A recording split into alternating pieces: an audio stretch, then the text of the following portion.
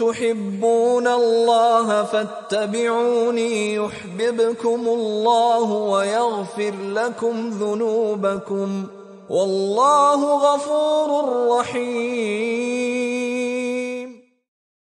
السلام عليكم ورحمة الله وبركاته طميم. وعليكم السلام إسماعيل. Aujourd'hui, à la mosquée, Mouallima nous a raconté une partie de l'histoire de notre bien-aimé prophète, Mohammed sallallahu alayhi wa sallam. J'étais content car, par la grâce d'Allah, j'ai pu répondre à toutes les questions. Alhamdulillah. Masha'Allah, c'est très bien Ismaël. Qu'Allah accroît ta science et ton savoir. Amin. Cependant, Mouallima nous a dit que la semaine prochaine, elle nous parlera du boycott que les polythéistes ont fait subir au prophète. Je n'ai pas compris ce que c'est un boycott. Et surtout, tu peux, me raconter ce que les mécréants ont fait subir aux musulmans malgré les conversions de Ummar et de Hamza. Bien évidemment Ismaël, assis-toi confortablement et écoute attentivement avec ton cœur.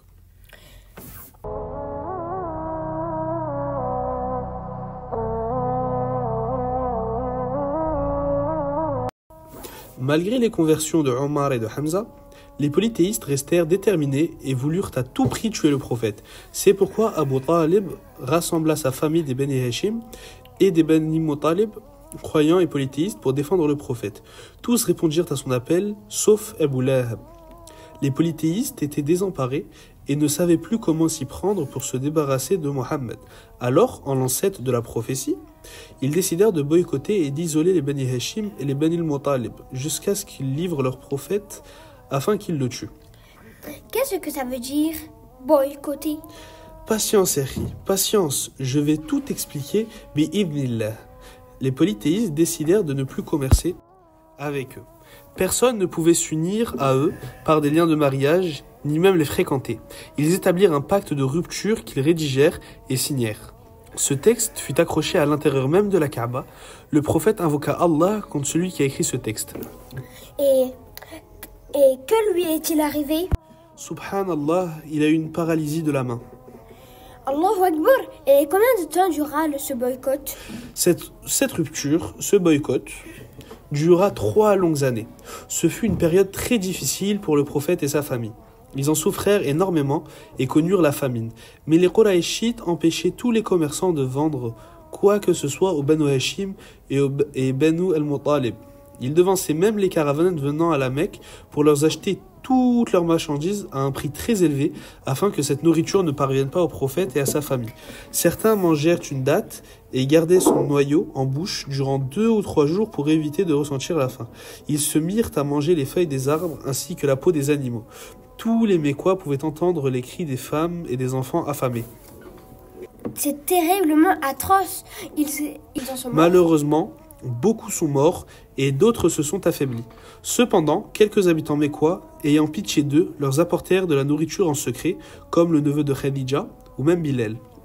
Pendant toute cette longue période, le messager d'Allah continuait sa mission, de jour comme de nuit, publiquement ou en secret, et demandait aux musulmans d'être patients et d'endurer pour l'amour d'Allah.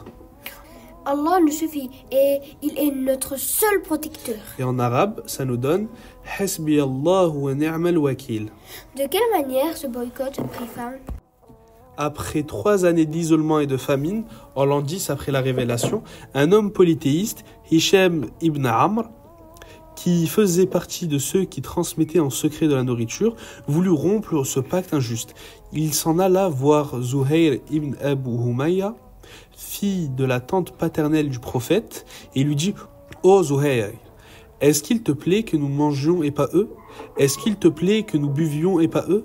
Ils font partie de ta proche parenté. » Ces 2 hommes ont pu convaincre 3 autres personnes de les rejoindre pour annuler le pacte. Le lendemain, les 5 hommes se rencontrèrent devant la Kaaba, lieu habituel où les hommes se rassemblaient. Zuhair fut le premier à prendre la parole. Il se mit debout à l'entrée de la Kaaba et commença à appeler les Qurayshites en disant « Ô peuple de la Mecque, nous n'acceptons pas cet injuste pacte que vous avez signé. Accepteriez-vous de voir des personnes mourir de faim sous vos yeux alors que vous pouvez manger et boire en toute liberté? N'y a-t-il pas de lien de sang entre vous et eux ? Nous jurons que nous cesserons de protester que lorsque le parchemin du boycott sera détruit et le pacte brisé. Parmi les hommes qui contestaient ce boycott, il y avait un homme, Al-Mutim, qui se leva pour déchirer la feuille. Mais lorsqu'il découvrit que le parchemin avait été dévoré par les termites, à l'exception de la partie mentionnée « Bismuka Allahumma », qui veut dire « En ton nom, ô Allah ».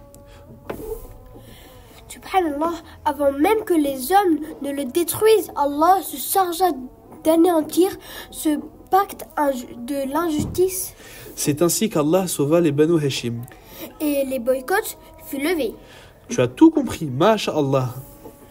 Je remercie Allah de tout mon cœur d'être musulman. C'est véritablement la plus belle religion. Et est-ce que je retiens est vraiment l'importance de patienter face aux difficultés?